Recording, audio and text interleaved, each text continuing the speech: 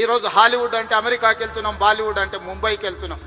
నేను అడుగుతున్న మిత్రుల్ని, రాజమౌళి గారిని, ఈరోజు ప్రపంచమే గుర్తించే విధంగా అద్భుతమైన సినిమాలను తీయగలిగిన మీరు ఆ పరిశ్రమను ఎందుకు ఈ గడ్డ మీదకి తీసుకురారు అని నేను మిమ్మల్ని అడుగుతున్నా. ఈరోజు రాష్ట్ర ప్రభుత్వం మీకు అండగా నిలబడ్డది. హాలీవుడ్ అమెరికా కాదు, బాలీవుడ్ ముంబై కాదు, హాలీవుడ్ బాలీవుడ్ హైదరాబాద్ గడ్డ మీద ఉండాలి.